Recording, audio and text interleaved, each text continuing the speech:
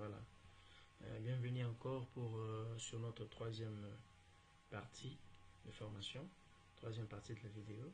Et aujourd'hui, nous allons voir maintenant comment nous pouvons arriver à réaliser les designs que nous avons ici. Bon, rassurez-vous sur le forme que nous allons utiliser pour faire la numérotation. La forme, vous pouvez le faire varier selon vos besoins. Donc, vous pouvez maintenant commencer à modifier des couleurs selon vos besoins. Alors, sans tarder, nous allons essayer de faire ce qui est prévu de faire aujourd'hui.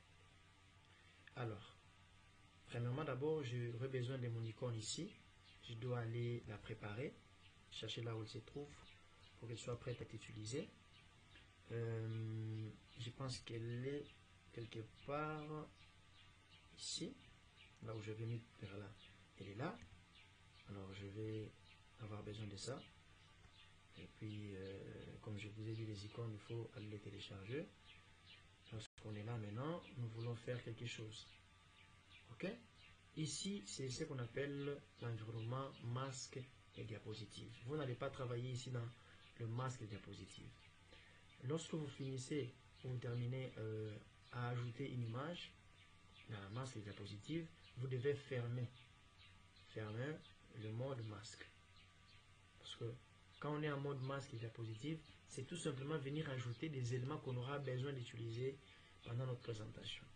Et sur cette première page ici, c'est là où on ajoute des éléments qu'on voudrait voir se répéter sur toutes les présentations. Alors, comme ici, vous allez constater qu'on aurait besoin d'une forme en couleur, ça c'est presque jaune, et qui doit se répéter sur toutes les présentations. On aurait besoin de notre logo ici en bas, Limou, qui doit se répéter aussi sur toutes les présentations. Alors, et aussi, on aurait peut-être besoin du pied de page et la date, qu'on va voir si c'est important. Alors, nous allons d'abord insérer les éléments qui vont se répéter sur toutes les pages. Alors, là, on y va. Je vais aller prendre mon logo Elimo qui est là. Je vais copier. Voilà, il est aussi en mode PNG. Copier, je viendrai le coller ici. Et je vais le placer là, juste en bas. Je vais réduire un peu.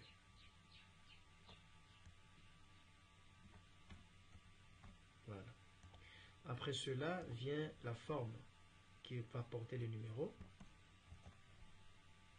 On va aller sur insertion. On va prendre forme. On va chercher la forme qui va être vraiment semblable à celle qu'on a utilisée. C'était la forme qu'on peut chercher. Voilà, elle est là. Organigramme délai. Je crois qu'elle est là. Dans organigramme, on prend cette forme, on la dessine. Ok? On la dessine. On essaie de tourner ça. Voilà, pour tourner, vous tenez jusqu'à le fin fond de l'image. Voilà. Et puis, on la met là-bas. Et on essaie un peu de la redimensionner. À un certain niveau quelconque, on la redimensionne. Ok, elle est là. Et après ça, nous allons maintenant chercher la couleur qu'on va donner à cette forme.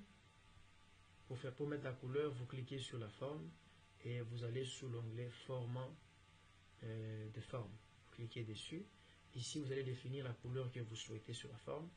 Si vous voulez quelle couleur, on va essayer de prendre toujours l'orange, plutôt le jaune. On prend le jaune. Et les contours, moi je n'aime pas trop. Si c'est sans contour, ok, c'est bon. Nous pouvons alors essayer de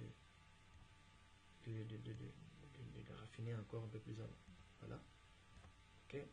Maintenant, une fois que nous avons notre forme créée, nous allons essayer de fermer maintenant la partie masque et diapositive. Ici, on n'ajoute rien que les éléments qu'on aura besoin d'utiliser avec le temps. Donc, les éléments qui vont plutôt se répéter plusieurs fois sur les diapositives. Et si nous voulons par exemple insérer une date automatique ici en bas de nos diapositives, nous ramenons seulement sur insertion et puis nous faisons, on clique sur date et heure sur le groupe texte Alors, vous voyez bien dans l'installation, il y a plusieurs groupes, il y a tableau, il y a image, il y a illustration, il y a lien, il y a commentaire, il y a aussi texte. Dans les groupes texte, vous allez cliquer sur date et heure. Quand vous cliquez comme ça, voilà, vous avez un tableau qui s'affiche. On vous dit, vous prenez la date, ok? Et puis on vous demande la date fixe ou bien la mise à jour. Vous allez prendre mise à jour parce que à chaque fois que la date va changer, elle va changer aussi automatiquement. Et lorsque vous descendez ici en bas, vous avez l'option pied des pages. Alors vous pouvez aussi prendre l'option pied des pages pour ajouter des éléments ici en bas nécessaires si vous voulez bien. Et puis on fait maintenant appliquer partout. Bon, ça va se répéter sur toutes les diapositives. Là on applique. Alors quand on descend en bas, vous allez vous rendre compte, ça y est là. Ok, nous avons déjà le pied des pages qui est là.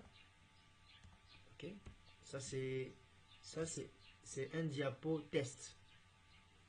Ok, on vous montre comment ça va afficher. Là nous sommes sur la première diapositive qui est comme un conteneur des éléments. Ici vous allez mettre tous les éléments que vous souhaitez mettre. Mais la deuxième diapositive qui reste ici, c'est pour vous montrer comment ça va apparaître quand vous allez commencer maintenant à utiliser votre présentation pour d'autres créations.